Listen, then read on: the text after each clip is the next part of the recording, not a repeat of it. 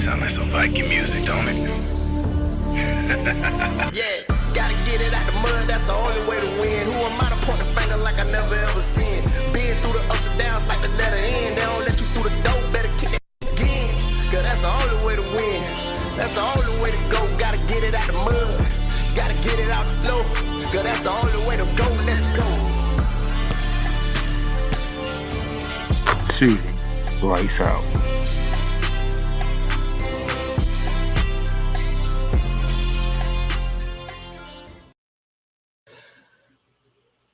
Good afternoon, ladies and gentlemen, on this Monday, July 15th, 2024. I hope you are ready for another new episode of Shooting Lights Out. WNBA had a hell of a weekend. A streak that ended. How do I feel about that streak? We'll talk about it. How does that change the Rookie of the Year race? And by the way, if anybody think there's a race for the WNBA MVP, you're sadly mistaken. There is not. Plus, Team USA just finished playing about 30 minutes ago. What are my takeaways from what I saw against Australia when it comes to Team USA? Well, not only my takeaways. A good brother of mine's up in the boroughs of New York City.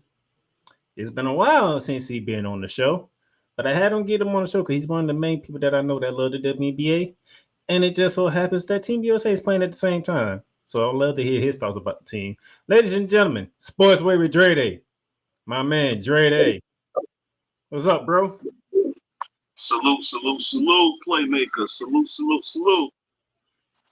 Man, it's good to have you back. It's been a while. Work. And it just so happens you do these things on Monday, and it's my Monday off. I did have a prior engagement to do, but that changed at the last minute. So since I was available, why not join the playmaker and talk about some sports? Okay, the last time your butt was on here, we because you made a very strong case about a certain team in college basketball who happened to go undefeated. I think we all made a case. I think we all made a case about South Carolina, and all three of us was right. Shout out to Cole. The reason why I said it because everybody who commented on that video that I clipped kept talking about you. They kept what? They kept talking about you. You were the headline of that clip. Oh, wow. Appreciate it. Bad or good, I appreciate it. You was the headline of that clip, so that's why I was like, well, damn. I'm going right because of Drake. Hey, Drew Willingham, what's up, Drew? As he's getting ready for Total Football Talk later on with Coach Johnson. That's at 4 p.m. We need to share y'all. If y'all want your football, y'all head to Sotoba Media and so he says, great week in basketball yet again. Hey, man, it is. It was a very great week. And speaking of your co-host, the man that's the other half of Total Football Talk, the man that gets your morning started Monday through Fridays, 8 a.m. to 9 a.m. Eastern Standard Time. Ladies and gentlemen, the morning shift's on. Coach Johnson. And daylight time, too. What's up, Playmaker? What's up, Dre? It's good to see you, man. Cole, my man. Oh, man. It's a good day now. All right. Dude, you had a good morning, so I already know you're having a good day. Oh, heck yeah. Oh, I'm feeling good right now. Oh, man. So what are y'all talking about? So we're finna go ahead and get it to around the hardwood real quick, because I know you on borrowed time because you know your co-host is in the chat right now. Oh, what's up, Drew? Oh, yeah. Oh, can't wait. In a little more than an hour, we'll be talking football, but of course we're not talking football here. We're talking basketball. But yeah, what's on the docket, sir? So let's go ahead and get to around the hardwood.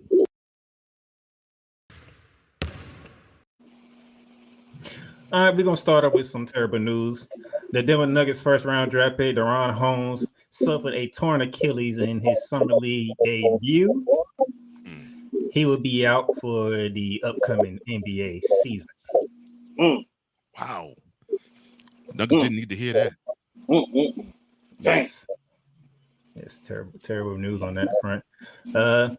Staying in the West, Bronny James has said he's ready to play at any level for the upcoming season. He doesn't mind going to the G League. Let me calm my tongue. That fool lying.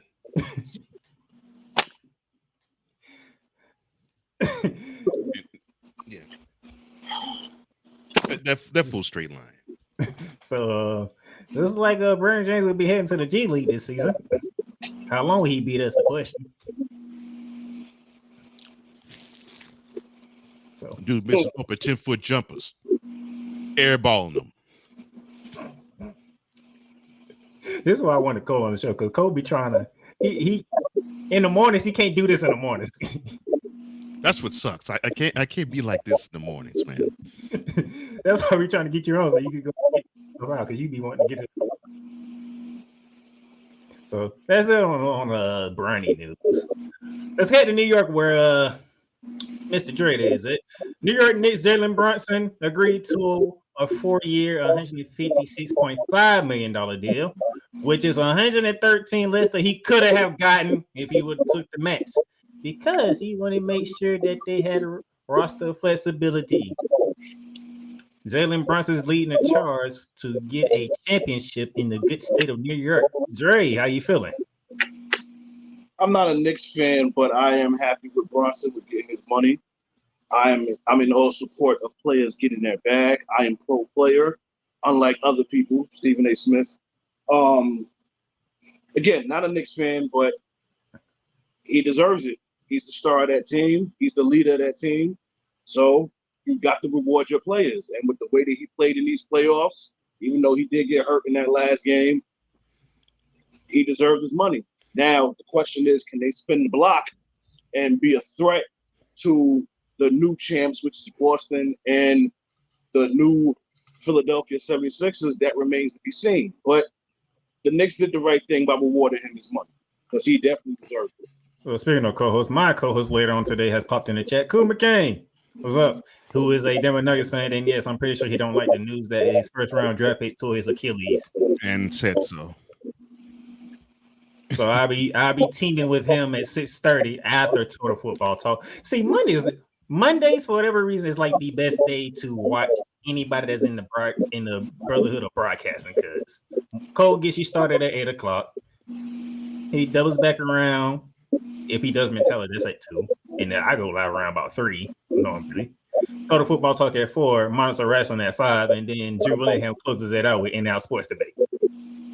Yeah, at 9. Yeah. So Mondays, you get a full lowdown of a great rundown for sports. Yeah, you do. But yeah, Knicks, we're going to see what else can they do since they got 113. They ain't have to give Jalen Brunson because he was nice enough to take a discount. Man, has that dude made a wrong move since being a Knick? It's just like every move he's made has been the perfect move for him. The man is wise. Yeah. Yeah, that was a wonderful thing he did. He could have broken the bank, but he didn't do the Carmelo Anthony. He's like, no. We need more talent on this team. I can't do it by myself. Now, if y'all thought the Bronny James news got the Cole Johnson, wait for this one. Ladies and gentlemen, the league has unveiled the grouping of the NBA Next subject. Upcoming season, and this is how the group shaped out. On the east side, East A will feature Charlotte, Philly, New York, Orlando, Brooklyn. My team got grouped with Philadelphia and New York. Why are we talking about this? Because it's I have a job to do, like you do in the morning. There's some things I don't want to talk about, but I have no choice to talk about it. I'm sorry, Playmaker. This whole concept upsets me. I'm sorry. I get it. I'm with you. You know how I feel about this, but I still have a job to do. I know. I'm sorry. East B will feature the Miami Heat, the Indiana Pacers, the Milwaukee Bucks, Toronto Raptors, and the Detroit Pistons. East C will finish the NBA champion Boston Celtics with the Atlanta Hawks, Chicago Bulls, Cleveland Cavaliers, and Washington Wizards. So, I'm just going to go ahead and say this. if there's any way that Boston does not come out on one side of this, even though I hate this NBA Cup thing, something is wrong. Because who in that group is going to beat Boston? Oh Lord, oh, the Pacers can. I say in the group. Oh, Do you see that group? It's gift wrapping Kim out the group. Who gives a crap? I'm sorry. But before you Playmaker do, has a job to do. Playmaker has a job to do. Okay, so I will curtail what I really feel about the NBA Cup for the moment. On the west side, West A will feature Portland, Sacramento, Minnesota, the Clippers in their new arena, and the Houston Rockets. West B will feature the defending NBA Cup champions, the Los Angeles Lakers with the Phoenix Suns, OKC, Utah, and San Antonio Spurs. And in Group C, which is probably the most interesting one of the group, because outside of Memphis, New Orleans, and Denver, nobody cares because you put the Dallas Mavericks and the Golden State Warriors in that group. Hey, Lakers fan, aren't you happy you raised up the NBA Cup banner while the Celtics raised up the real banner? Matter of fact, the 18th banner at that. Yeah, you raised up one banner in December, and then your arch rival raised up another banner in June. Oh, that was wonderful. That actually made my year. Only thing I'm gonna throw to Dre is this: they put the Dallas Mavericks and the Golden State Warriors in the same group. Ain't a coincidence on why they did that. They want Clay to go at it against his old team. That's correct. They ain't fooling nobody with that. Yep. I'm all for it actually, because I know he got that. Like when the schedule does come out, which usually happens in around August. They, do their specials on NBA, on ESPN, and they do like their notable games and which games open the season up and shit like that. So when that schedule is announced, every game when they play Golden State, Clay gonna have that. He gonna have that circled on his calendar. He gonna take that game. He gonna take those games very personal, like Coach Prime. It's personal. He gonna take that shit very personal. Well, I'm gonna speak for Cole on this. And the one group he ain't. If there was one group Cole would care less about, would be West B. You put Kevin Durant, LeBron James in the same group. Doggone, they can't eliminate each other. That sucks. Come on, SGA. Do your thing and wipe them both out. There you go. Oh, I said something positive about the NBA Cup. You got Victor Wembanyama in there too, so. Well, that's who I'm rooting with because the Spurs is my team. So I'm actually rooting for Wemby and that group, even though it's a lot of rebuilding that still needs to go on with San Antonio. I don't trust Chris Paul, but it is what it is. That's the only reason why I'm not really going hard for saying, the Spurs are great. I don't think they'll be quite there yet. I don't think Wemby will be quite there yet either. Although he's good and he's growing, I don't think he's there yet.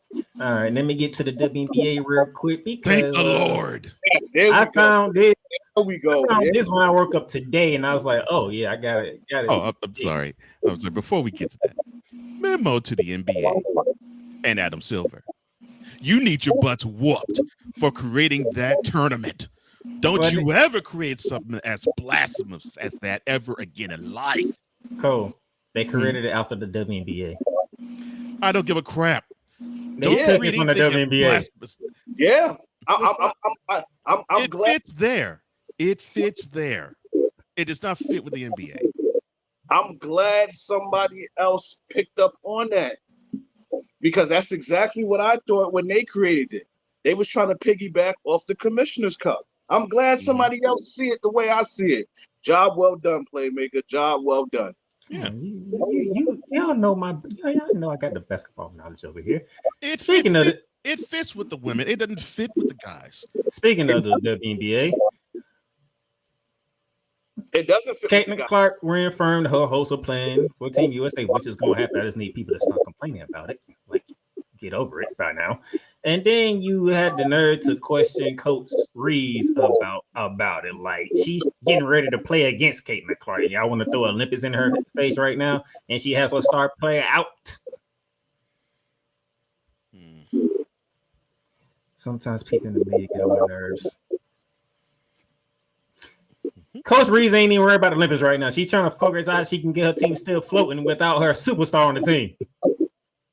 Which, by the way, I will get to that game later on in the show. Get well soon, LaFecia. Get well soon. We love you. Yeah.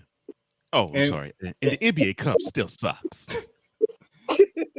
And speaking of the NBA, we're finna go back to the NBA because Cole mentioned this on his show, The Morning Shift. Mm-hmm. But you had to just know they was not going to let Team USA go through the week without having them talking about it. So Steve Kerr has talked about it. He has condemned what has took place, I believe, Saturday in Pennsylvania? Saturday, 6:10 p.m. Eastern. In the state of Pennsylvania, when an assassination attempt took place of Trump. Staged. Go ahead. So now here's my issue. Now you and Cole and Dre will tell you I can't stand politics. I can't either. I can't stand politics. I can't stand it either. But here's the problem. Y'all put Team USA in a position. Remember back then, y'all told them just to shut up and dribble, right? Oh, yeah, that was Larry Ingram saying that about LeBron James and Kevin Durant a few years back. Yeah. Yes. But guess what? They out in Abu Dhabi getting ready for an exhibition game. They got to find out. Somebody tried to kill the 45th president of the United States, whether it's staged or not. Now they got to answer questions about this. Yep. So do you want them to shut up and dribble now? Why they donning a USA jersey across the pond? Well, you have to understand. In the context of the shut up and dribble, you see, when it's about patriotism, if they're talking about a person that patriots, and I put that in quotes, back in support. If an athlete gets asked that, then they want to hear every single thing that athlete has to say. But if it's about anything of social justice nature, like I don't know, a George Floyd, I don't know, Eric Garner, I don't know, let me see if I can think of another one. Tawana Brawley, pick any social justice, anything, and then that patriot would not want you to say a single solitary thing because it isn't promoting USA. It's talking about something that they ain't interested in. So we're going to leave it on that note. That would be it for a round of horror because... And yes, cool, I agree with you. The in-season tournament will be forever trash. I agree with you, sir. That's coming from my co-host, Cool McCain, who is avid about the NBA in-season tournaments. Yes, we see eye to eye on that one. Goodness gracious. All right. We're going to take a break. When we come back, we're going to talk about Team USA because they had a game that just finished about close to an hour ago. Right. We're going to give you thoughts and what did we like and dislike about what we saw in today's. Yeah. The largest egg producer finds bird flu in chickens at a Texas plant. Weather. Devastating tornadoes rip through the heart of the United States. Inspiration. A breast cancer survivor completed the journey of chemotherapy and now begins a future one of matrimony or sports. Michael Jordan is shown on a photo with Diddy. LeBron James has a video extolling the virtues of a Diddy party. This has been yet another Beating a Dead Horse presentation. We got you covered. BS3 Network, in association with Comey Media Incorporated, proudly present The Morning Shift with Cole Johnson. Live every weekday at 8 a.m. Eastern, 7 a.m. Central.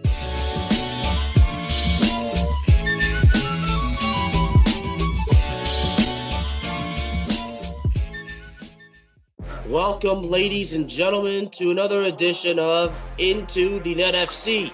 Kylian Mbappe just all of a sudden finally understood his role, and I think he finally understood that everything Kylian Mbappe has accomplished already, there is still a hell of a lot waiting for him in the future. Kylian Mbappe is only 24 years old. He has accomplished so much, and you know what? Kylian Mbappe has not even reached his prime. Finally seeing, the Marcus Rashford we have been hoping for such a long time, But, this game, after everything Manchester United has been, doing lately, this was actually the ultimate test, to see if Manchester United, honestly was all of a sudden for real. I explained this. The United States, maybe they have to suffer this loss as a lesson to learn to prepare for the future. Because 4 years from now, the World Cup is in not one, not two, but 3 countries. The United States of America, Canada, and Mexico. Into the NFC is available on all streaming platforms, including Spotify, Apple Podcasts, Google Podcasts, Amazon Music, and YouTube. Shop hats and official sports gear at Liz.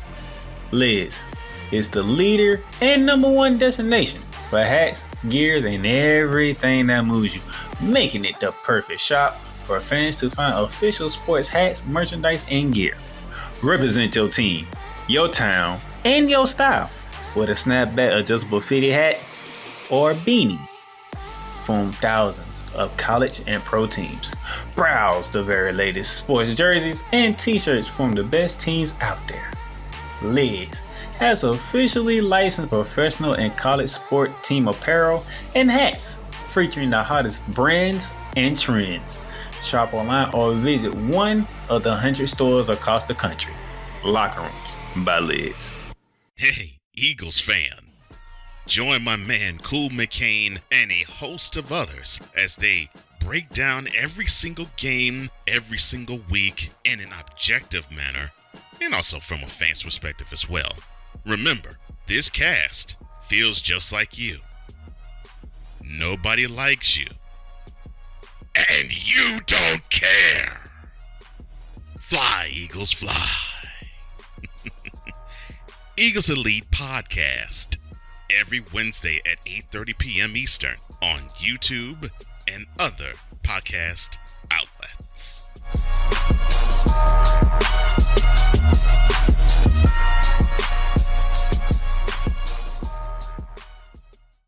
Poppy J. You got the option to cry for the government. You got the option to protest. You got the option to keep buying, but this is also an option. Wise El Jefe. We're the first tech geeks. We're the first gamers. We're the first everything.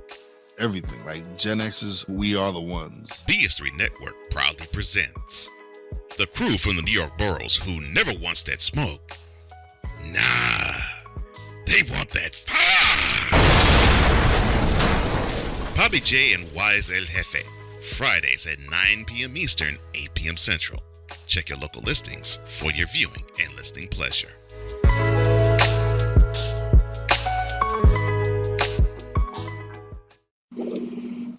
All right, ladies and gentlemen, welcome back to Shooting Lights Out. Those of you who are watching us, you either watching us on X, LinkedIn, YouTube, or Facebook. Thank y'all for watching. Thank y'all for joining. And Cole, those are your plugs in the videos. yes. Mm-hmm. Yes. Yo, you are hilarious, man. You got me over here laughing. Thank you, sir. Appreciate that, Dre. You got me over here laughing. I'm like, yo, he going in. Thank you, sir. Yeah, I appreciate that. Good. Cole, you want to read what your brother in broadcasting got to put? Oh yeah. Cool McCain says, "Don't support colors, but support the Caucasus Mountains descendant." And something else that you were a little days at. Oh, and Playmaker. How many minutes Kawhi play? The same as us. And then we got Victor in the chat. And we have the master of the comedic uppercut, the EP of all EPs, Cole Johnson. And ladies and gentlemen, that is the Ed McMahon of Snowman in the Morning, Victor Lock, V Lock A3, or Vicalock.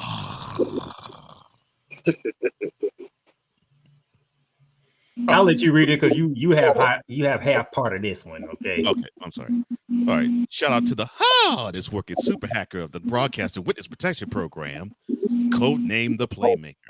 How have you been? I'm good. Getting ready, getting ready for the Olympics. As Cole Johnson will be trying to join me along with the Queen of who's Megan Price. So looking forward to that. Be good to chop it up with her too. They're gonna be looking forward to that. But I want to get Cole Johnson a quick workout in when it comes to Team USA.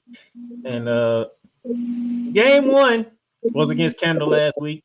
I believe it was Friday, if I remember correctly. They won 86-72. Started out shaky in the first half. Second half, put it together, got it done, came out with a win. That was last week. Today, out in Abu Dhabi. They not like us. They not like us. They played against Australia. They not like us. They not. Oh, my bad. I'm sorry. An Australia team that has 8 NBA players on their roster. And it showed in the second half. Not and it showed. It showed up in the second half. So unlike the first game, let me go ahead and give you the score. United States won 98-92. Now, if you didn't watch the game, let me help you out. How the United States played in the second half against Canada is how they came out in the first half against Australia. So that would be flat. No. They came out flat in the first half against Canada. And the second half, they turned it on. Reverse it. Mm-hmm. The first half of this game, they was on point. Offense looked it better. Defense is still the strength of the team. It was making things happen. Anthony Edwards came out, scored 11 of the 19 points United States had. They scored 32 points in the first quarter. Second quarter, pretty much the same, leading at halftime, 53-37 of Australia.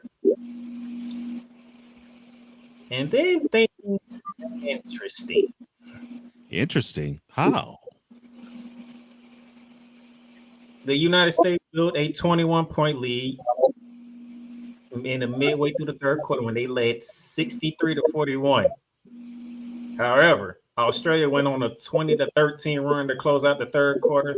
Next thing you know, United States is up 76-61 going into the fourth quarter. And then the turnover buzz started to happen. Oh, that's wonderful. What that gang do? Turnover after turnover after turnover. And before you know it, Australia found themselves from being down 21 to all of a sudden down 6 in the fourth quarter. Oh, that's As nice. you can see by the final score, the United States held on to win by 6. Mm-hmm.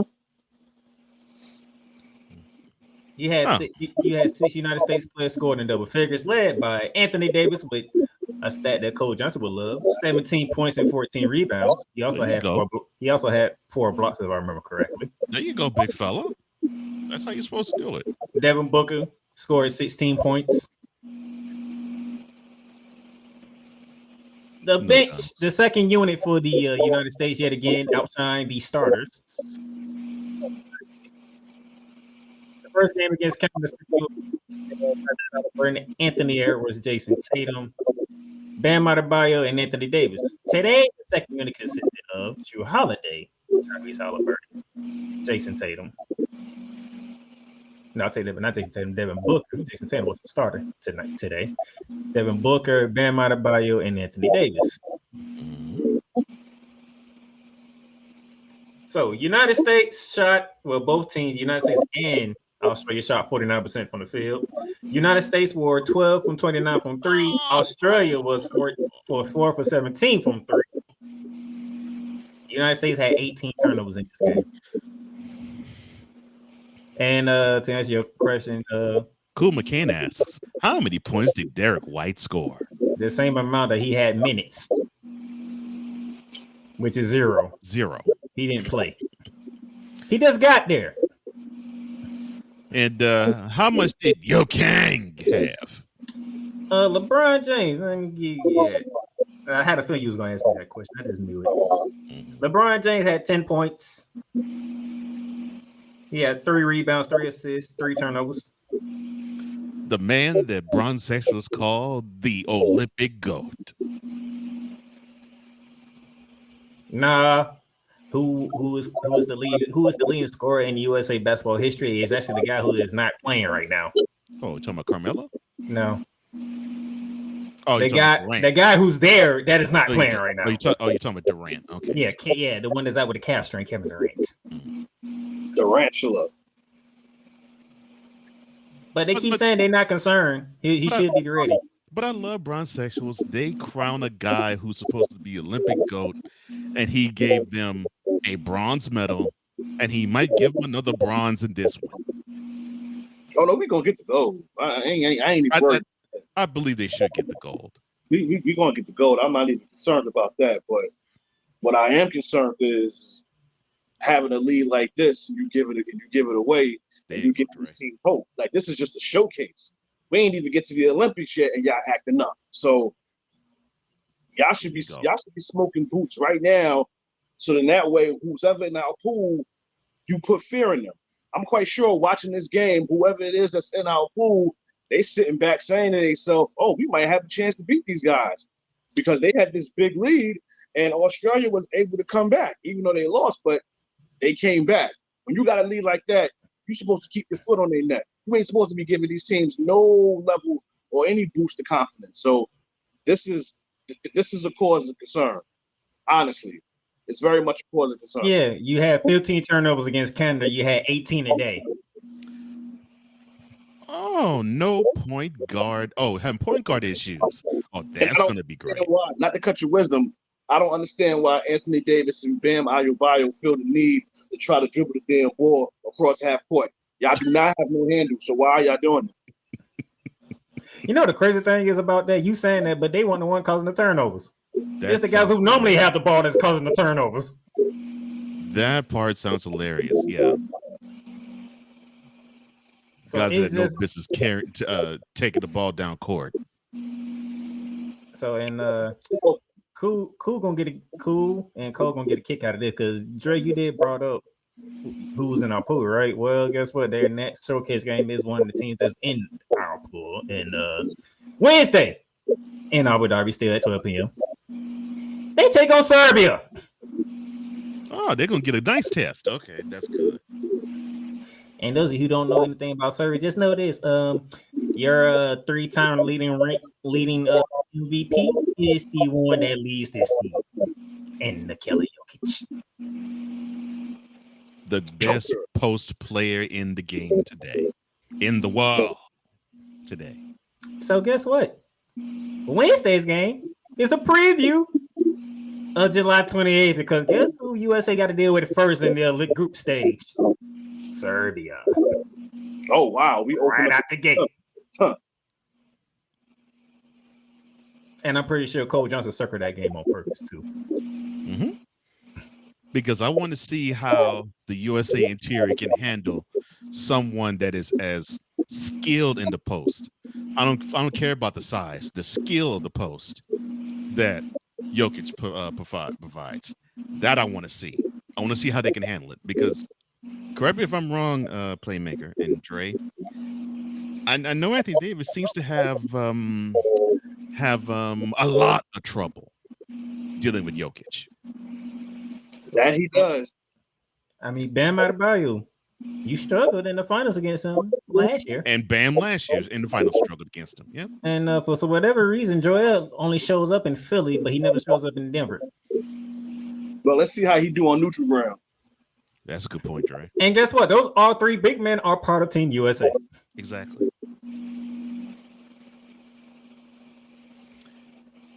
So just let you know, Wednesday, 12. Point guard, not to cut you off. See, the point guard I would have loved to have on this team. Unfortunately, they wasn't going to let him be on the team because you know he's Muslim. You know what I'm saying? And you know who you saying? I already knew it. You know they don't want they don't want to have him on the squad, and he's not with Nike. You know, Kyrie, but you know, it is what it is. Oh, assalamu alaikum. I'm sorry. Yes, sir. So, 2 showcase games, 2 dubs. I'm happy for Steph though. Don't get me wrong. Like to think about it. Like this is his first Olympics. Like think about that. That's shit crazy.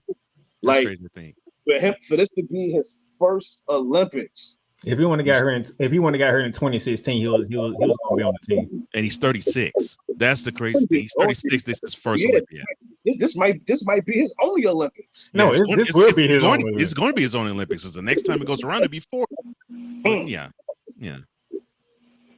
Yeah. So that's my thing. I'm glad he gave me my one. I just wanted one. Well, as long as he bring the gold medal, as long as it's a gold medal, which I think it will be, but it should be. They should be. They have the best talent.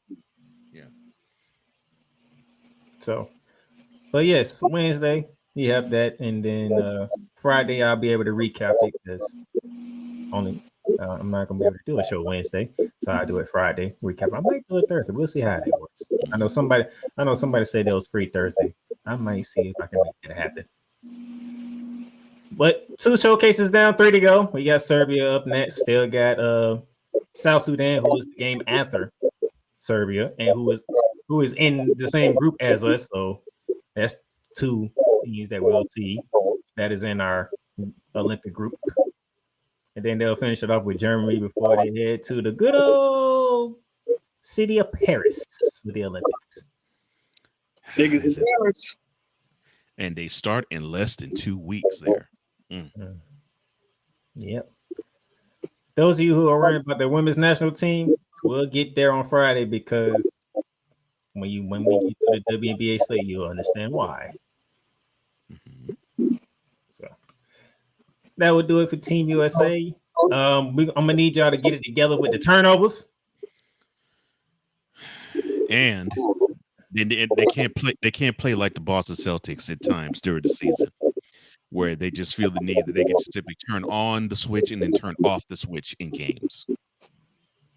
Because, like Dre said, one of those teams is going to have the confidence that when you turn off that switch, they'll turn on theirs, and you will not be able to turn back on yours. It's going to be Serbia. And Serbia is the biggest candidate for that. Exactly. It's going to be Serbia. Mm-hmm. They didn't do no justice for us by having us play them the first game. Yeah. They want to send us a message the first game, like, yo, y'all lose this. Y'all already know. You get 2 losses, you might as well go home. So they said, we want y'all to play Serbia first, and we want to put y'all in the same group to make it even difficult for you. Because I don't think Serbia is usually in our group. I don't. As long as I can remember, I don't think Serbia is always in our group. Like we always having like the cakewalks. Like we'll have like Puerto Rico, respectfully. They're the last team in our group. Huh? They're the last team in our group. Who? Puerto Rico. Oh no, yeah. But I'm saying like Serbia for as long as I can remember, I don't recall us ever having to play them in group and pool play. When it got time for like the medals and shit like that, that's when we had to deal with them. We never really had to deal with them as far as in pool play. So they said, yeah, we're gonna show y'all something this year. We're gonna have Serbia in y'all pool, and not only that, we're gonna have y'all play them first. So, Cole, I think your co-host got something for you. Oh, laugh out loud. I'm sorry, let me do this the way I would like to do it. Laugh out loud. Cole doesn't like that my second show is at 9 p.m. Well, if TFT can start earlier on Mondays, I can start in or out earlier to help anyone who agrees see it live. Rolling on the floor, crying his behind off with a lot less hair emoji. Oh, sorry, I'm behind because I got to get Sam a motivational set of messages to get him ready for tonight. Again, rolling on the floor, crying like Eddie Van Halen is dead with a lot less hair emoji. That's your co-host. Oh boy. Speaking of which, before Coach Johnson goes get ready for Tuna Football Talk, any message for Team USA on your way out, sir? Here's the thing. And I love what Kobe Bryant said back in 2008 when, or I should say back in 2007, really, to gear up for the 2008 Olympiad, where he basically said, it doesn't matter how skilled you are. It doesn't matter how much how much talent you have. If you can rebound and play defense, everything else will take care of itself. One of the things that I think the 2014 suffered from was they thought, well, our talent by itself can take things and that'll be fine. But they realized if a team just play together like the Argentinian team did against them, then they'll have issues. Well, guess what, ladies and gentlemen, boys and girls? The international teams that you see, they are much better now than even the Argentinian team was 20 years ago. So the team USA needs to understand that. They need to step up their level of play, and they need to not think that they can simply throw their jerseys on the field, on the court, and just play like it's nothing. They have to understand that many of these teams now have NBA players on their rosters, and they have to play as if it is like an NBA game. And if they can do that, I like their chances. But if they're gonna take it like, okay, we're wearing the red, white, and blue. I mean, heck. We've taken home 2 bronze medals and 1 silver medal. I think we should be good to go. If they have that mentality, they're screwed. So that they have to take care of the ball. They got to take care of the ball. They got to play defense, and they got to clean the glass. They do those 3 things. I don't care if they score triple digits in Paris. They'll win the gold if they can do those 3 things. All right, that's Coach Johnson, ladies and gentlemen, of the morning shift, and the show is coming up in less than 40 minutes. Total football talk. Yes. And don't worry, he'll be joining me for the Olympics. Okay, so you'll see more Coach Johnson. Yeah. Thank you, guys. So we're gonna take our second break in. When we come back, me and Dre, we're gonna have some fun talking WNBA because the weekend was pretty interesting. Peace, my man. Peace, Dre. Peace, playmaker. All right. I love you morons. New Kids on the Block, New Edition. Dear whatever the law firm is. Sincerely, the U.S. Supreme Court. Ben Affleck, Matt Damon. Go yourself again, Jason Whitlock.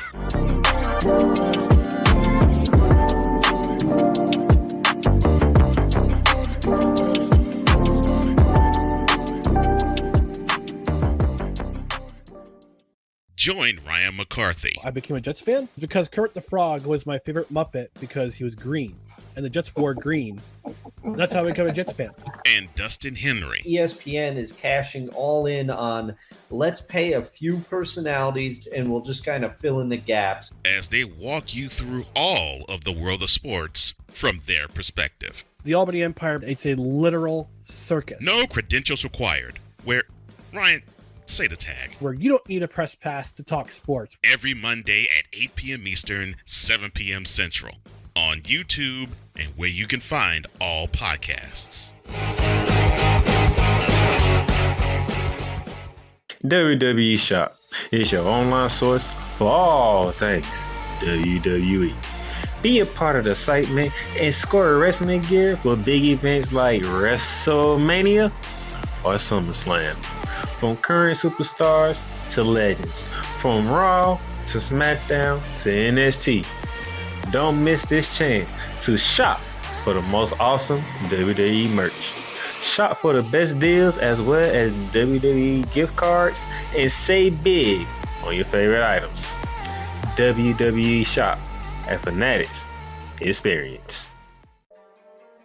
Cool McCain. You thought you wanted Gunther against Chad Gable, but you didn't. And I'm going to tell you why. Chad Gable would take everything that Gunther's done and bury it. The Playmaker. It was on site. AJ Styles walked out there seeing LA Knight. Oh, okay, then LA Knight hopped out the car. Let's go. Break down everything in TNA, AEW, and all of the WWE programming. Join these 2 kings, monarchs of wrestling, live every Monday at 6:30 p.m. Eastern, 5:30 p.m. Central on the Play Caller Sports Talk YouTube channel. Join the transporter to Hades Your butt and gut becomes one. Join the reformer of hooker whores. This is my daughter, Placenta Booty Johnson. Join the bronze god. Whenever you are in distress, take off your baseball cap and throw it in the air. Join your very own superhero of broadcasting, Chris Bass. So whatever color crayon they get, they palm it and do 2 circles, and that translates to, I can beat up black people. As she takes you through the week's paces in Baseline. Live every Saturday at 8 a.m. Eastern, 7 a.m. Central, Pacific time zone people, just stay asleep when this is on live and just catch the recording. Oh, I'm sorry.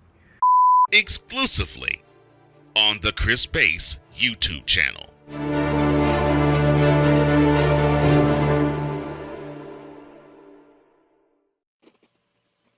All right, welcome back to Shooting Lights Out. Me and Dre are back with you. And those of you who are looking on the screen, you see a full screen, but the initials WNBA.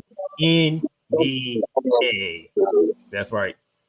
We finna talk about the weekend that was in the WNBA because it was a special weekend on that. All right. So let's jump into it. We're gonna go back to Friday. We had 3 days on Friday. We had the Aces in the ATL. We had the Mercury in Indiana, and we had the Minnesota Lynx up in Seattle, beginning with the 2-time back-to-back reigning champion Aces, handling business down in the ATL for the 70. And I don't say this every week, but I was talking about the Aces game. Asia wasn't just at 33 and 18. That was something like that. Okay.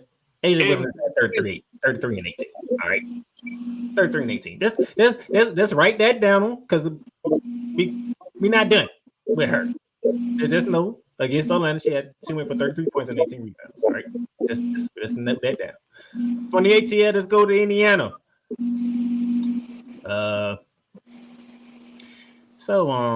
Indiana is up 2-0 on the Phoenix Mercury. Now, those of you who are about to say she's up 2-0 down in Taurasi, guess who didn't play in that game Friday night? Diana Taurasi did not play in that game.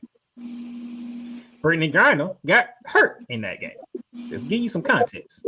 But nevertheless, Caitlin Clark went for 20 and 13 with 6 boys. Aaliyah Boston had 21 and 13, and Kelsey Mitchell dropped 28. So I don't care if they did. I don't care if they did have Diana Taurasi and Brittany Griner didn't get hurt. Clark, Boston, and Mitchell all scored 20. I believe that's the first time this season that all 3 of them went for 20 in the same game. Well, that's the big 3 for Indiana. So I have a love-hate relationship with Kelsey Mitchell. Oh, I do too. Yeah, trust me. Huh? I do too. I don't like the fact she'd be taking more shots than the other 2. I don't feel like she should be taking that many shots. Well, to her defense, with the numbers that she is getting now, I have no objection to it. But I do wish that she does pass the ball here and there. It's like as soon as she get the ball, her first instinct is to get across the court and then just pull up and just shoot. And then it's like when you in a half-court stance, as soon as she get that ball, y'all might as well just go underneath the rim and go get the rebound because she ain't going to pass it to you. And if she do, it'll be a miracle if she passed that shit to you. Like, the girl's a ball hog. Like, I get you're supposed to have that killing mentality, but you could still pass the ball here and there. This girl don't pass the ball at all. It's like, yo, as soon as you throw it to her, you might as well just go on about your business because she ain't going to pass it back to you. Yeah. But hey, they're up 2-0 on the Mercury, which pretty sure everybody was trying to figure out how that was going to look, especially when DT said what she said, which she wasn't lying at all, to be honest. Like, she wasn't lying at all. But Indiana, they got 10 wins on Friday. And then the Seattle Storm put it on the Minnesota Lynx. I'm going to say this before I get to their last game. The absence of Nafisha Collier is showing. We talking I want y'all to understand this because y'all trying to figure out what has happened to Minnesota. Their star player is out.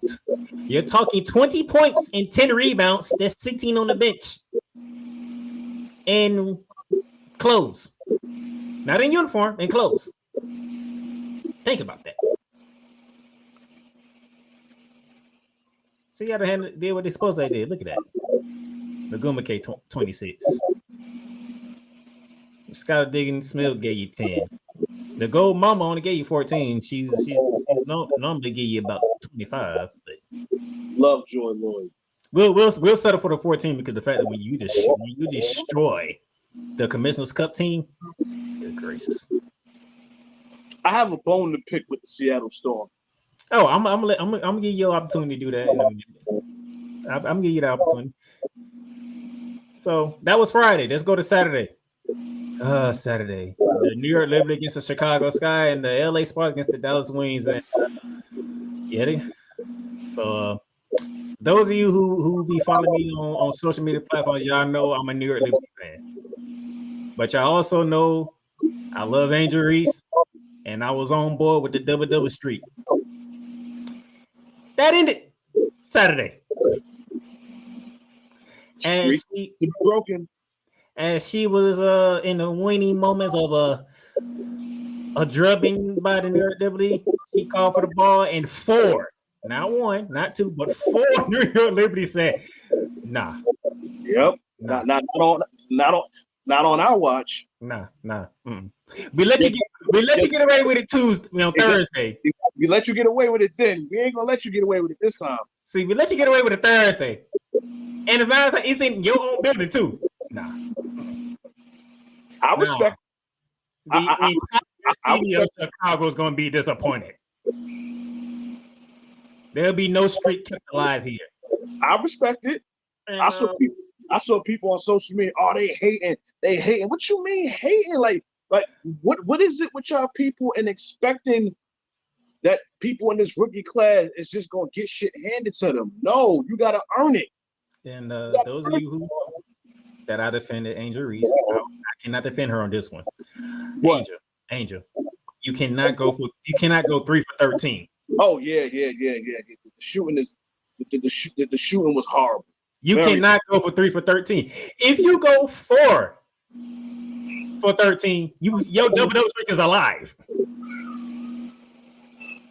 If you make one more bucket, your streak was alive, but you missed 10 buckets. 10. You cannot miss 10. And how many of them was in the paint? Okay, you cannot miss that many shots, Angel Reese. That's my only problem with you. You're inefficient in the paint. Very inefficient, very much. But like I tell everybody, she is a rookie. We gotta give her we gotta give her a chance to see what she does. Listen, that's why I'm glad that she's not on the Olympic team, because now what this does is that whole month that she's gonna have off, this gives her the opportunity to go to hit the lab and work on whatever it is that she needs to work on. And by the way, Kenny Carter got shut down, by the way. I know some of y'all might be saying, "Oh, she only played 60 minutes." No, those 60 minutes she played and her body language, because she couldn't get nothing going, was the reason why she only played 16 minutes. Trust me, even if I have to go back and watch the highlights or have people who I know, the word was Kenny Carter had a body language problem against the New York Liberty on Saturday because nothing was going her way. Nothing was going Chicago's way. And it's going to happen, especially when you're going against a team like the New York Liberty. When you have a point guard like Sabrina Ionescu who can go for 28 whenever she actually feel like it. We didn't even have Breanna Stewart, and we dominated Chicago. We didn't have Belange Laney Hamilton, and we dominated Chicago. I love me some Laney Hamilton. She's so underrated. So underrated. People don't appreciate the little stuff that she does on that Liberty team. I know all the attention goes to Stewie and Sabrina, rightfully so. But Laney Hamilton is very, very, a key part in that team's success. She is, but my key person is JJ. We cannot have JJ have games when she only getting like 4 shots. We cannot have those games. See, she had 14 shots Saturday. She came away 14 points. Yeah, when we had them games where she only get 4 to 6 attempts, we lose. Unless Sabrina and Stewie go off.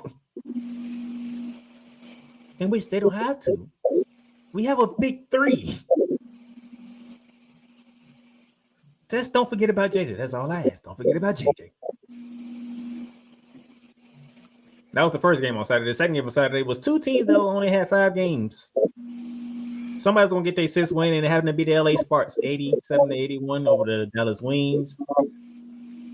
You know, Derica Hamby doing her thing, 27 points with 5 dimes and 4 rebounds. Rakita Jackson. There's Rakita Jackson. That's what I've been waiting on. She's waiting. She's give it time. Give it time. Give it time.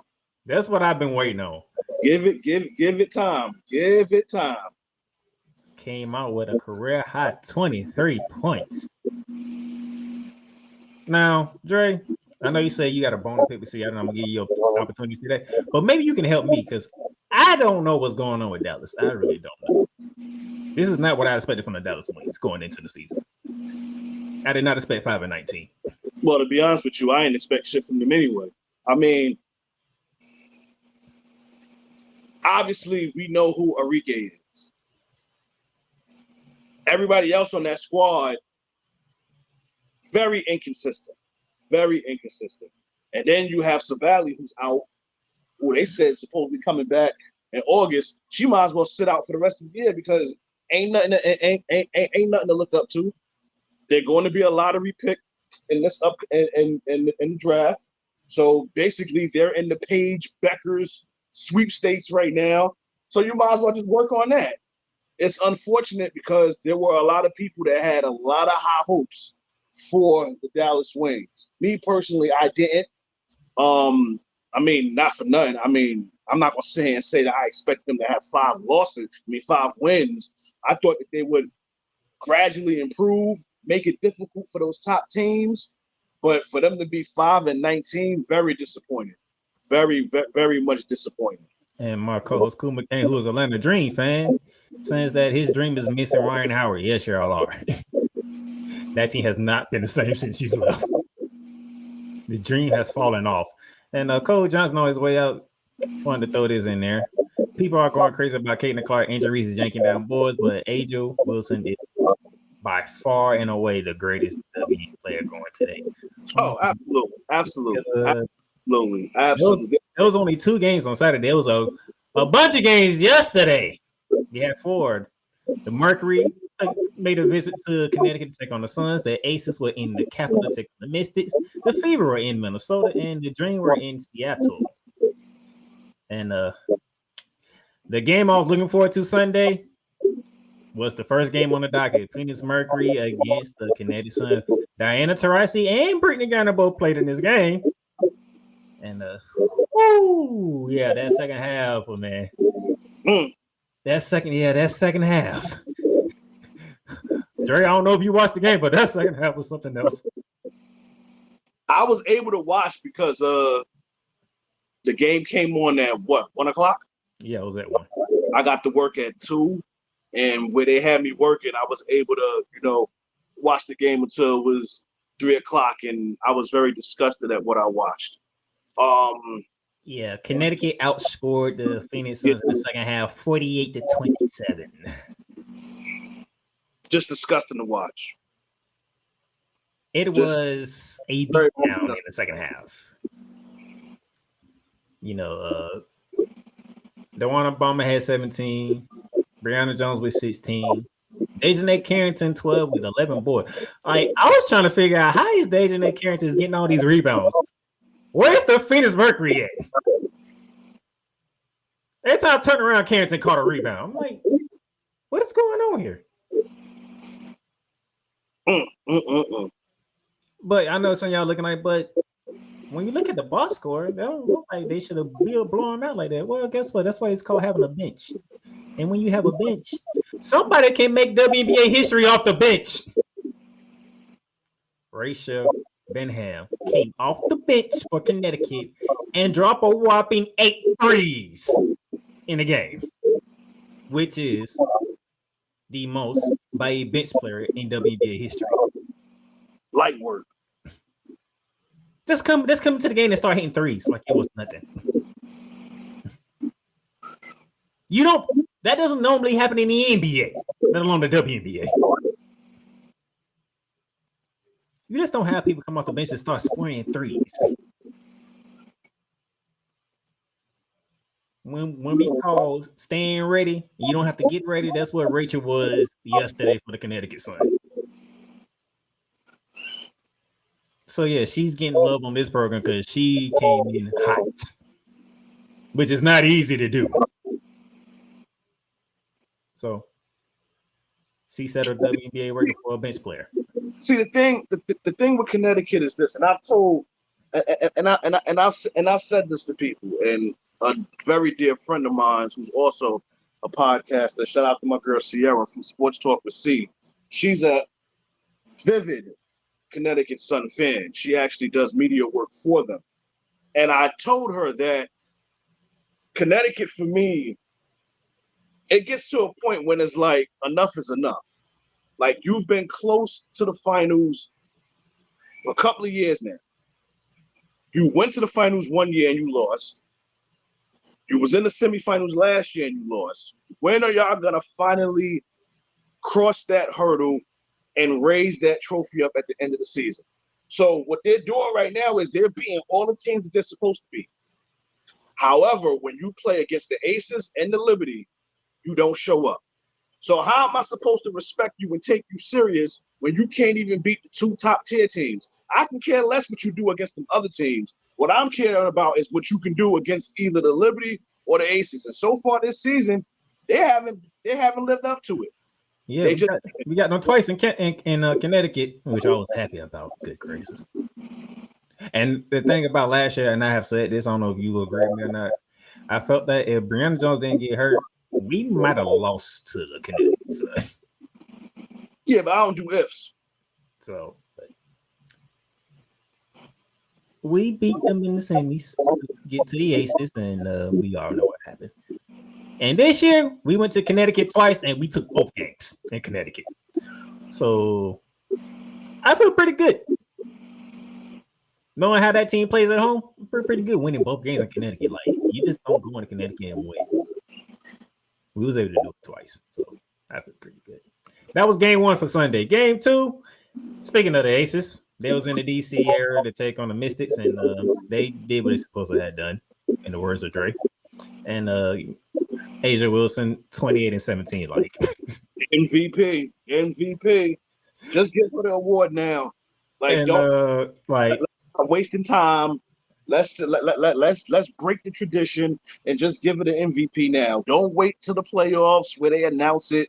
Just give it to her now. She is the MVP right now at this present moment. Just give her the award now.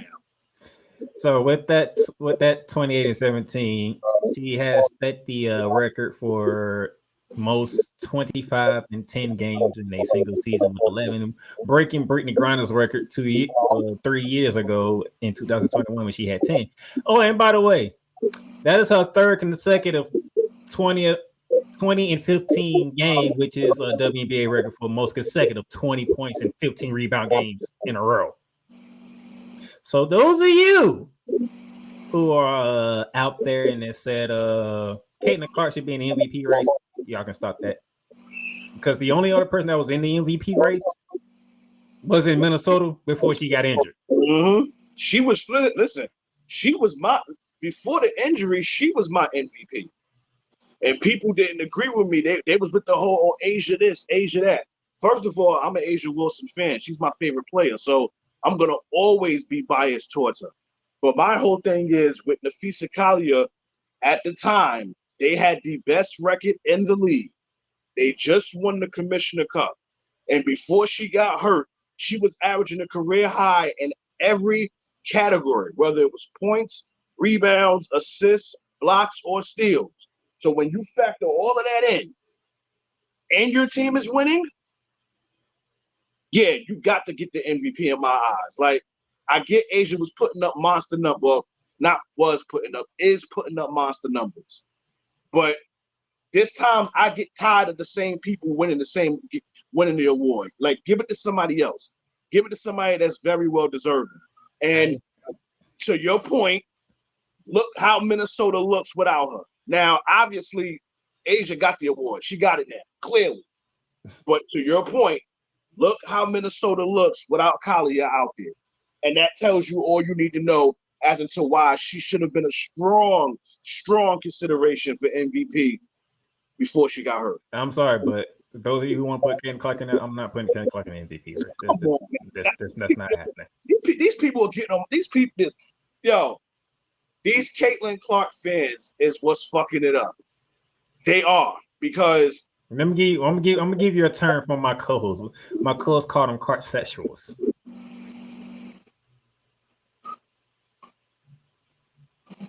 They are just the worst. I'm like, no. That MVP race is over. Okay. Oh yes. That MVP race is done. Yeah. That shit is finito. Okay. She might win Rookie of the Year now because she is still doing her thing. And, well, me personally, I'm still on the fence for who I think is going to be Rookie of the Year. One moment is Caitlin. One moment is Angel Reese. I honestly think it's going to go down to the wire. I honestly believe that them last few games of the season is going to decide who is the Rookie of the Year. Because right now, for me, it can go either way. Like, nobody has that big marginal lead for the Rookie of the Year. They just don't. Like, it's not a definitive winner at this particular moment. I do love the fact that she caught a body last night, because she caught a body a few weeks ago, but people didn't want to give it to her because she didn't make the basket. I still consider it a body, even though she didn't make the basket, but it is what it is. This one, she caught a body and drove to the lane and laid it up. So kudos to her for that. But, speaking of Caitlin Clark, they was in Minnesota to take on the Minnesota Lynx, and Minnesota just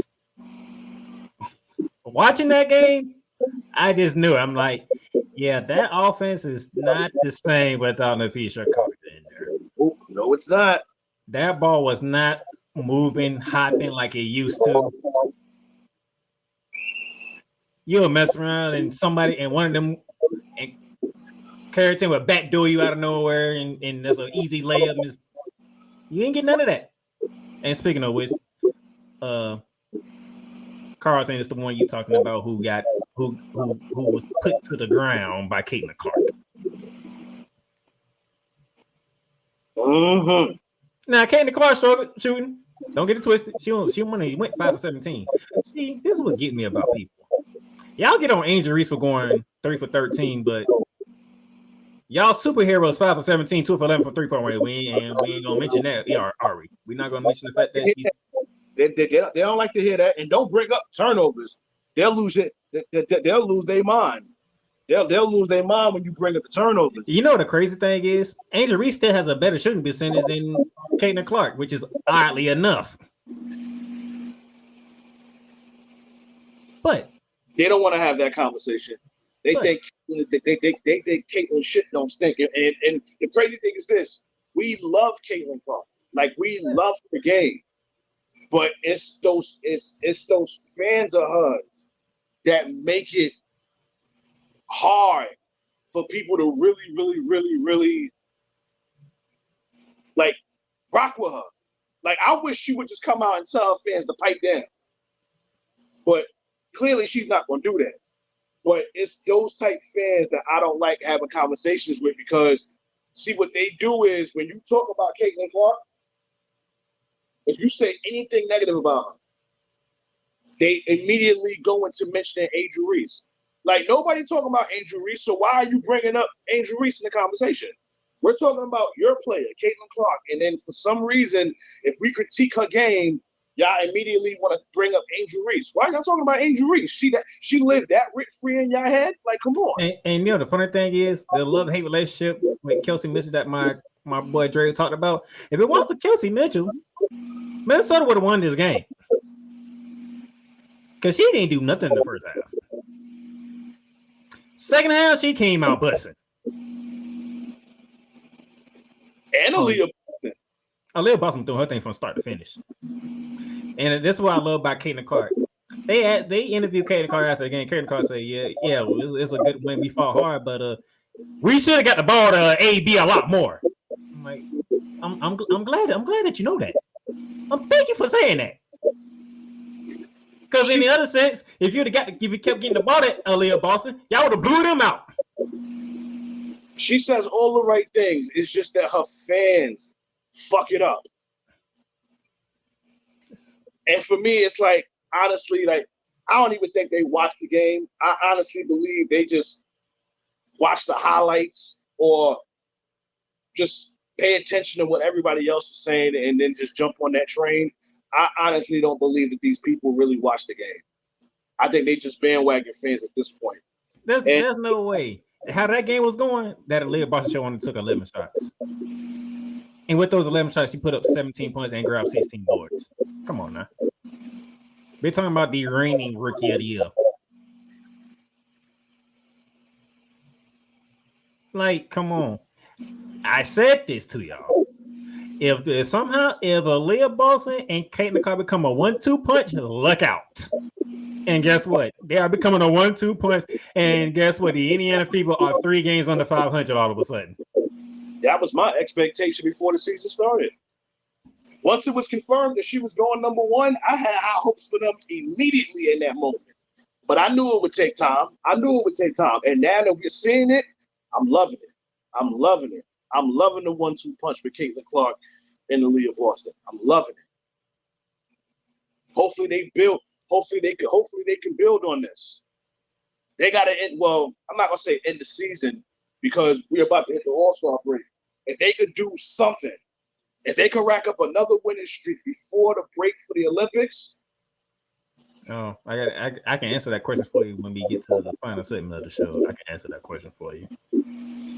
But yeah, here come Indiana. But here's the thing. Remember I said Minnesota got 20-10 sitting in street clothes. Remember that. So if they meet again and she's back, I really want to see how they play against Minnesota fully loaded. Because you can't account for 20-10.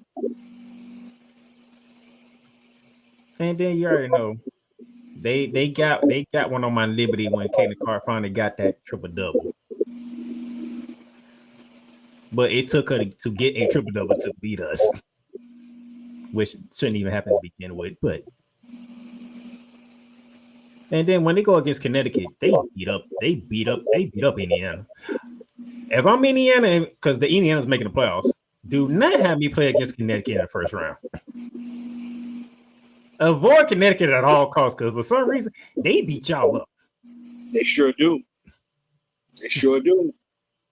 Carrington does a hell of a job on Caitlin Clark when she plays up. So they be beating them up. Like, I be like, I don't know. Indiana's not the type of team that deal with physicality. So that's like the worst team you want to see in the playoffs is Connecticut. And then our final game. Seattle Storm take on the Atlanta Dream, and Seattle Storm took care of business, winning by 11, 81-70. Yes, go back to my man Cooper McCain's comment. The Dream are missing Ryan Howard. Like, they missing her more than Minnesota's missing Napisha Kaya. That should tell you something. You talking about a team that was firmly in the playoff spot. Now they got to fight to make a playoff spot going into the break. Not enough, man. Probably not. No need to fight. Just throw in the towel. You said just throw in the towel. No need to throw in the towel. What they need to focus on is just like Dallas. You are now in the Paige Becker sweepstakes. You need to focus on that. Yes. Those bottom feeding teams, Washington, Dallas, and Atlanta, all three of them have the opportunity to get Paige Beckers. That's what y'all need to be focused on at this point. If I was a GM for any of those three teams, I am telling y'all, that's what our focus is right now. Paige Beckers. We want Paige. Yeah. But she's going to be number one in the draft next year. Either her or Flau'jae Johnson. Who? Flau'jae. Again, Paige Beckers is going to be number one. And then, who knows, the season after that, who could be the Michael Jordan of the league. I want see y'all just think Caitlin Clark and Angel Reese. Y'all ain't. He just told y'all next year Paige Beckers. Y'all haven't seen anything yet. Paige Beckers next year, and I'm throwing Flau'jae Johnson in there too. This was no. I know she got game. I'm just saying that Paige is going to be number one. No, Paige is going to be number one. Then the year after that, most likely. Oh my goodness. There's a certain player that's known by Juju. When she's done playing at USC, just know. I think Juju can come out after her junior year. I don't even think she can. I don't even think she need to stay all 4 years. Just know when Juju comes. That's how ready she is. I don't even think she needs to stick around all 4 years. She could pull a Candace. She could pull a Candace and leave after her junior year. Still go to school and get your degree, but my co-host agreeing with you. Make that leap. I'm telling you this right now. If who agree with me? My co-host, Cool McCain. Smart man. Here's my thing. Here's what I envision. All right. If Juju does everything what everybody says, right? Yeah. All the new people that's finally come to the WNBA, y'all will see how Maya Moore was when she got drafted to Minnesota. Well, it's funny you mentioned Maya Moore because that's who I patterned her game after. Me personally, I don't like comparing players, even with guys. But watching Juju, I couldn't help myself but compare her to Maya Moore. I just couldn't help it. Drew said Juju, yes. She's gonna be a prop. She's gonna be a serious problem. Y'all think I'm playing? Yeah, I don't do comparisons like that, but I know how people like to do comparisons. So I'm like, if the hype around Juju comes to fruition, all y'all who's new, y'all would have seen why I say if Maya Moore wanted to retire early, she would have been the GOAT of the WNBA. Oh man, because she was a beast. Y'all think Asia Wilson is a beast now? Maya Moore was different. I feel like we got cheated. Even like I understand her reason for not playing it no more, and I commend her. I commend her 100% for what she does now outside of basketball. But as a fan of hers, I felt like we got cheated because she could still be playing right the hell now. Hell, Minnesota probably have like 7 titles right now. Like, you like, who's going to stop that team with Maya Moore leading it?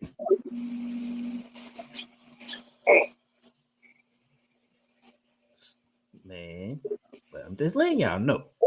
If Juju comes to fruition, because everybody talking about the whole Larry Bird and Magic Johnson thing with Caitlin Clark and Angel Reese, well, guess what? You got people who've been watching saying, yeah, but y'all wait a couple of years till the MJ of the women's game comes to the WNBA. Exactly. That's what everybody keeps saying. It was like, yeah, y'all keep saying Caitlin and Angel was supposed to be Larry and Bird, Larry and Magic. Well, guess what? Who came a few years after them? MJ. So who's gonna come a few years after Caitlin and Angel? Juju. Now we're gonna take our final commercial break because when we come back, get you ready for the week. It's gonna be a pretty short week because, as me and Dre alluded to earlier, we'll be going into the break for the women's game, mostly called the Olympic break, or they be gone for a bit. All right, so y'all chill right there. We'll be back to close out. Welcome, ladies and gentlemen, to another edition of Cowboys Talk. The Dallas Cowboys got exactly what they deserved. Let me say that one more time, because you know it's true. The Dallas Cowboys got exactly what they deserved. Dak Prescott is overrated and he shouldn't be paid. Okay? And the same thing with Pollard. I mean, Pollard breaking the tackles at that 57-yard touchdown run. I mean, we needed that big time. 33 points in the fourth quarter. Let me say that again. 33 points in the fourth quarter. And that's off of 4 turnovers committed by the Colts. See, at one point, and the fact that at the end of the third quarter, it was 21-19, and the final score was 54-19. Now that, ladies and gentlemen, that is completely unexpected. Cowboys Talk is available on all streaming platforms, including Spotify, Apple Podcasts, Google Podcasts, Amazon Music, and YouTube. Oh, yes. The tradition, the pageantry, the spectacle, the history, the slut. Wait. I gotta rep my brother's stuff right. All my DMV soldiers, stand up!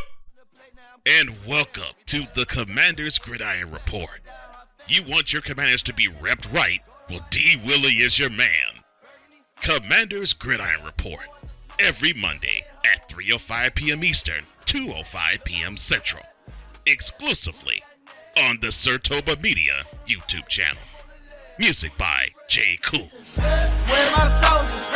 Right side. Commanders. Where my soldiers? Left side. Sports fans are gearing up, whether it be for the madness of March, whether it be for the Super Bowl, or even a little thing called WrestleMania. You can get all that at Fanatics, where they have a wide selection of gear from every league, including the NFL, the NBA, the MLB, the NHL, the NCAA, and the WWE. So go on and show that pride, that passion, that dedication fan that you are by whipping your team, your league, or your favorite player. Fanatics, official license, everything. In a world where chronicles of the past are brought to the streams, whether the content is relatable or completely beyond your realm of life, there is no shadow of a doubt that this show is absolutely full of shenanigans. Get ready for D. Willie in the evening. This Sunday at 10:05 p.m. Eastern. Exclusively on Sertoba Media, where the struggle is real to be awesome.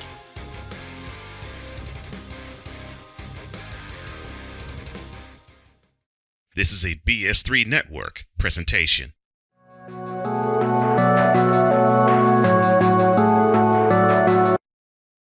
I want to do a TED Talk, but I don't have anything to talk about yet. I'm getting there. Life is for the living. We're not here that long. You can learn anything you want to learn without any money spent. What do I really enjoy? What do I really want out of life? I am your host, WIZE. Are you in a life holding pattern? Well, this is for you. Welcome to the Stuck in My Mind podcast. Live every Monday, Tuesday, and Wednesday at 4 p.m. Central.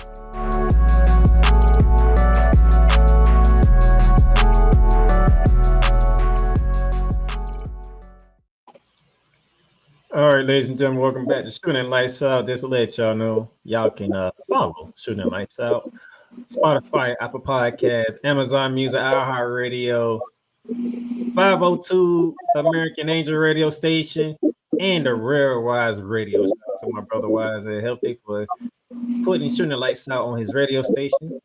So nice to get to know people in this podcasting world, sports media world, and that want to help you out and stuff like that.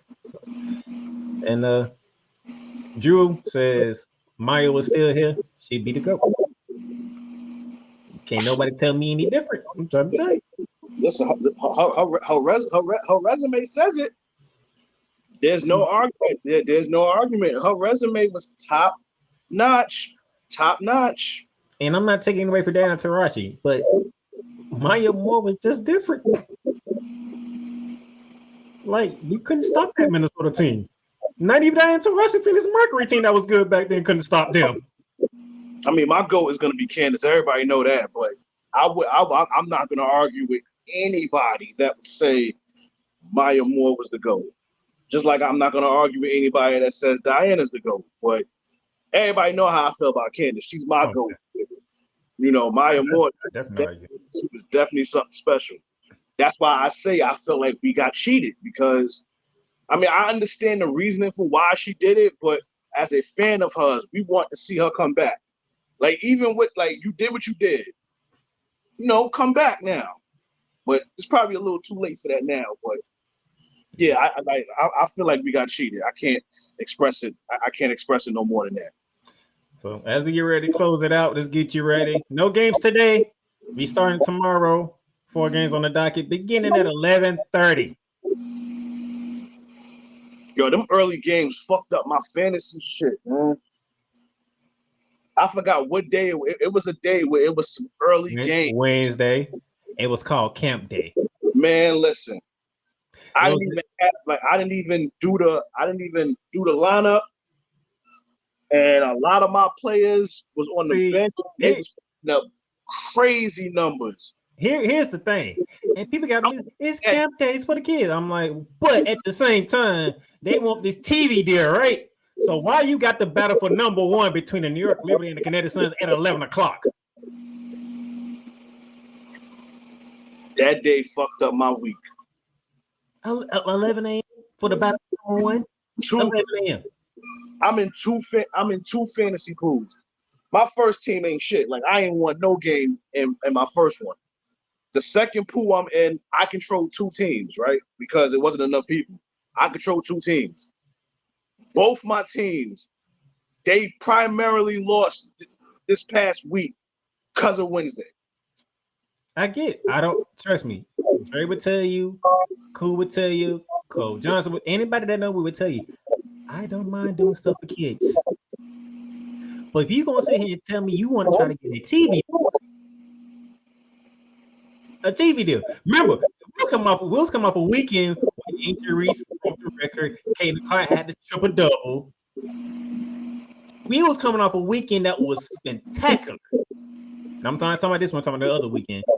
And then the next time we put these 3 teams, that's how you put the showcase superstars or teams on the docket. 11 a.m., 12. Matter of fact, y'all put Angel Reese and Caitlin Clark both at 12. With only one of the games being shown nationally.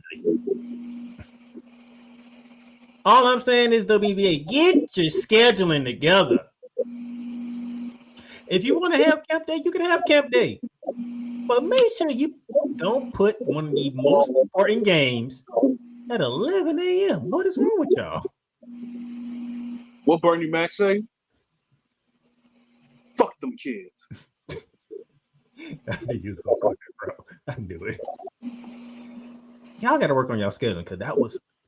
Do y'all know how much money y'all could have made off that Wednesday slate alone? People are like, oh man, I get to watch 2 of the top teams go at each other. Who's gonna get the number 1 seed? But guess what? Both teams are tied with the same record. We both walked in with 18-4 records. Kaden Clark coming off her triple-double, the first ever rookie to do it. Y'all got her playing against, I think it was Washington at the time. You don't think she finna go off on a Mystics who's not that good? By the way. Which was a bad loss for Indiana. Just work on your schedule. 11:30 between Mercury and the Mystics. That okay, I can see that because, like Dre said, the Mystics they are in the sweet states for Paige Beckers. So we don't expect much from the Washington Mystics. Nope, not at all. Which is kind of terrifying to say that because if she does go to the Washington Mystics, you got her and Lee Edwards back together as teammates. And I'm pretty sure the Mercury, they finna come out firing all of a sudden after they took that L that they took to Connecticut. Then 3:30, Seattle Storm, LA Sparks. Rikita came off a great game. I think NECA makes her return to LA. I think this is her first game back in LA. I think. Yeah. I got a feeling the Storm is continuing to be what they call the Storm. And, yeah. I'm not feeling. I mean, I like Skylar. I love the Gold Mamba. I love NECA, but my issue with Seattle is what are they doing with my girl Nika? Like they could show her ripping the runway. They can use her. They can advertise her for the IG page, but you can't put her on the basketball court. For that, don't advertise her at all. Don't show her ripping the runway and her looking amazing, like behind the scenes, like styling and profiling, and then don't put her in the game. For that, don't do it. For that, don't post her at all. Because she need to be playing. I get the position that she plays, point guard. And you're backing up Skylar Diggins, and you're also learning from Joel Lloyd. I get that. But she should be getting way more time than what she's getting right now. I can't even count how many DNPs she got this season. That's the only bone I got to pick with Seattle. That's the only bone I got to pick with them. I don't know what to tell you on that one. And then WNBA, notice how I got on you about what you did on camp day and you put Connecticut and New York at 11 a.m. Look what you're doing tomorrow. You got Connecticut and New York at 7 p.m. Even though it's on Prime Video. Another game, Connecticut. Well, I'm not going to say they better win, but again, if you want to be taken serious in this league, you have got to beat the top tier teams. Especially a team that walked into your building twice and handed you L's. So they got to get it together. So what Dre is saying, y'all need to win this game. They definitely need to win this game. Give yourself confidence. You already took 2 to the New York Liberty. Both of them was in your own building, by the way. So would it be nice for the Connecticut Suns, to my discretion, for them to get a big road win going into the break by beating the team that has been owning them for almost 2 seasons now? And then after that game, Angel Reese is going against Angel Wilson. So the double streak ain't nothing to worry about because it's over. Now how does Chicago play now? And then you go into the defending champ's house. But the best player in the game is destroying everybody she's going up against. She sure is. She sure is. Oh, and by the way, I do believe this be the first meeting between Carmela Cardozo and AJ Wilson. What? I think this is the first meet between Camila Cardozo and AJ Wilson. Oh no, it's not. Oh no, they met before. They did. Okay. Oh yeah. I remember she missed the first part of the season, and one of those games that she missed was against the Aces. The second one she played. Oh, the second. Okay. She actually blocked a layup of Cardoso, and Dawn Staley did not take too keen of that. Even though they're both South Carolina, players, I guess she figured the big sister is bullying the little sister. She didn't take too kindly to that. It was a video that was out that people got bully again. Yeah, she damn sure is. Who's gonna stop her? Yeah, she's gonna get bullied again. But this just comes with being a rookie. And then you're going up against the best player in the league, you're gonna get bullied. And then they got Chelsea Gray back, but now that machine is running rampant now. Because now all of a sudden Jackie Young's starting to put together 20-point games now, like it ain't nothing. And whatever Kelsey Plum felt like, she'll drop 20 on you. See, when you put the point guard back on the championship team, here comes all the trouble.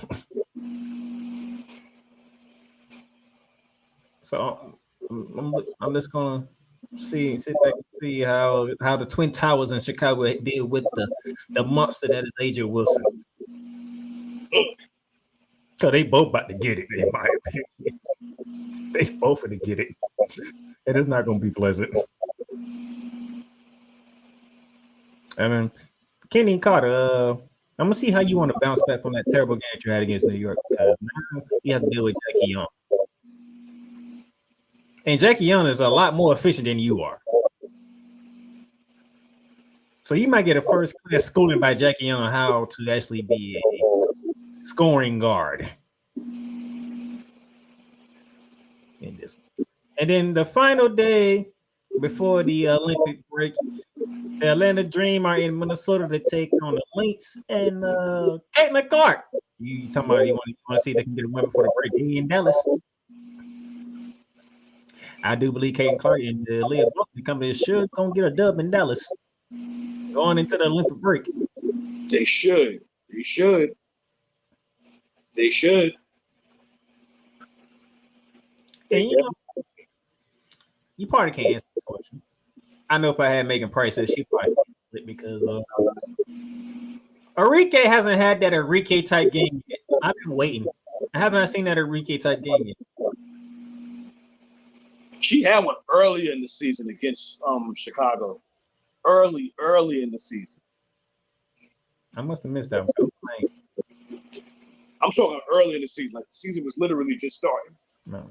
So I'm saying 13, 17. Hey, Enrique, what's going on? You taking more shots than you got points. That's never good. Yeah, if Indiana can get this win and be 2 games below 500 before the All-Star break, that's a success. That's definitely a success, especially with all the drama that's been going around Indiana this year. If they can get to be 12-14, and I'm assuming it'll be the 7th seed going into the playoffs. Obviously, it's a major improvement from last year, but with all the drama that's been going around with this team, especially with the coach, if they can win this game and be 2 games below 500 before the All-Star break, kudos to them. I'm glad you brought up the coach because can y'all get off Christie's sides, please? I don't know if y'all don't be paying attention. This is a second year as the freaking head coach. They only doing that because you know who's on the team. That's why. It's not often when you get a head coach and all of a sudden a Leah Boston drops right into your lap on your first head coaching gig. Then the second year after that, Caitlin Clark is right there. When she signed that contract to be the head coach of the Indiana Fever, I don't think she expected Leah Boston and Caitlin Clark to be on her team at the same time.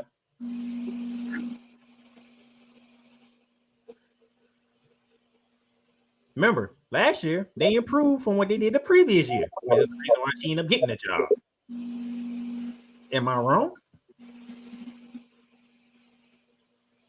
Her first year, she improved Indiana by 8 games.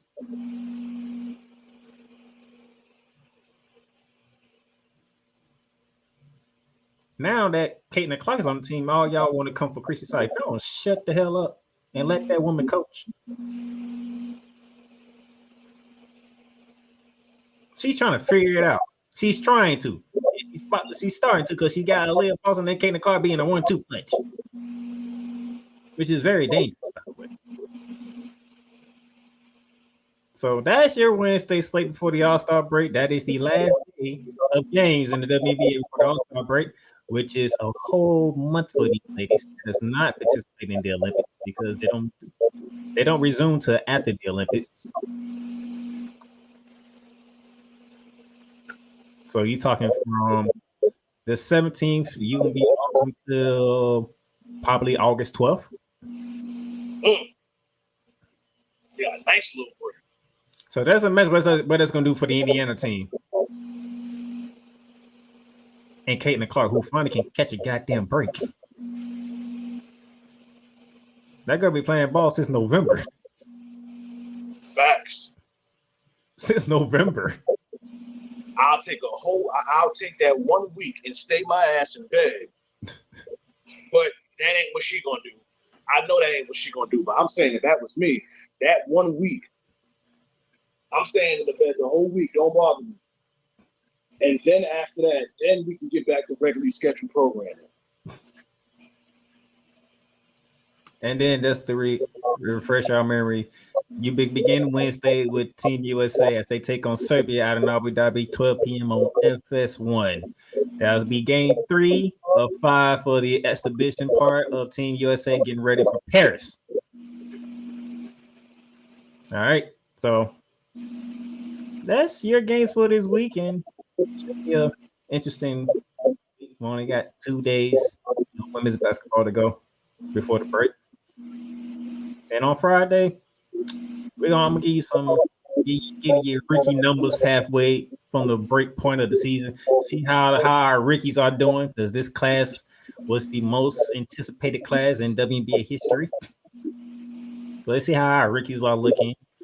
And let's see if I still stand with Angel Reese as far as the Rookie of the Year campaign, or did I move over to Caitlin Clark?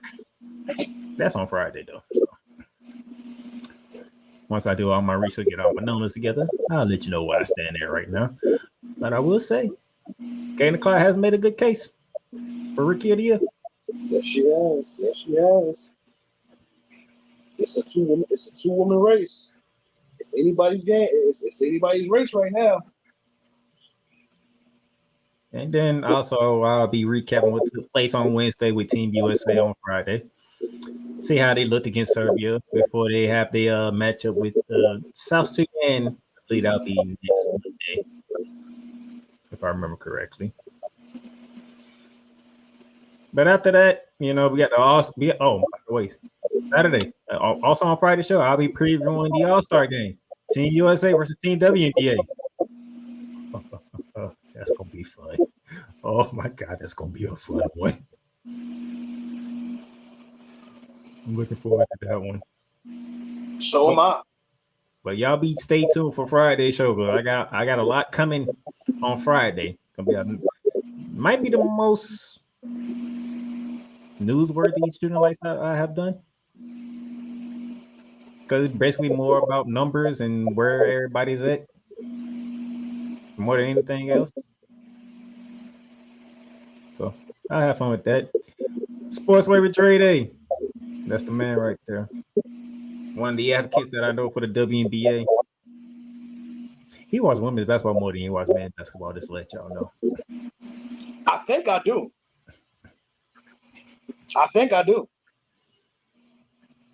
Trust me, I know I watch women's college basketball more than the men. That's for damn sure. That's why I said that. That's for damn sure. That's exactly why I said that. Yep. Follow him, Sportsway with JD, on YouTube and all where you get podcasts is at. I think he's having more fun with YouTube now than he has ever.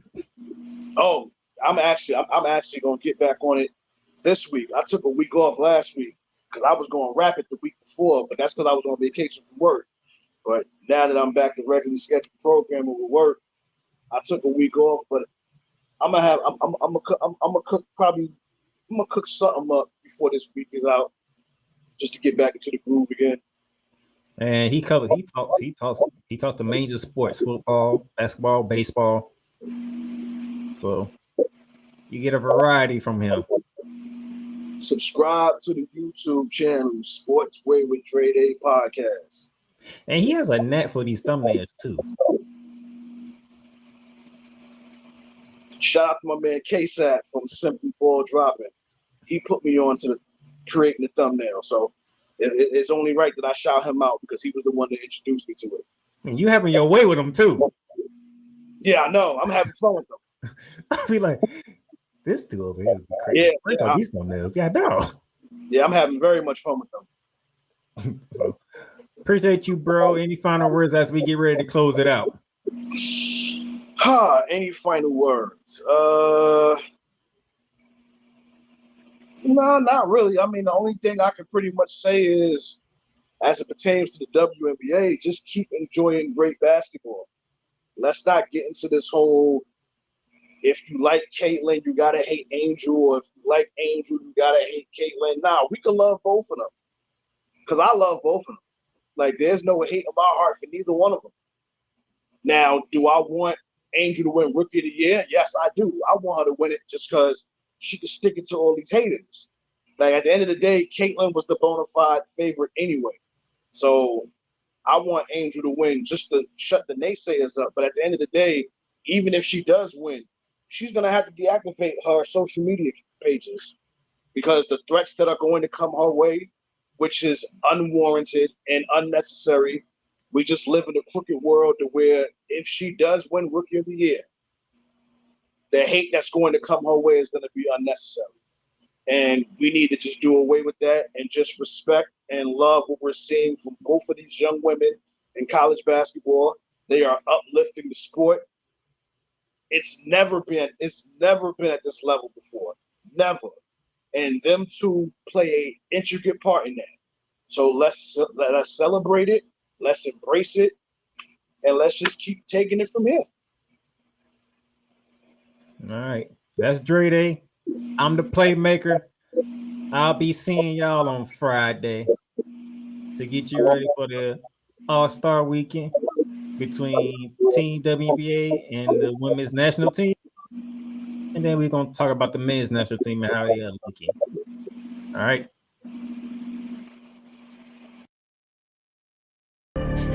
You've done great. But you can't stop here. You can't stop now. You gotta keep going. Through all your trials and your tribulations, you gotta keep pushing.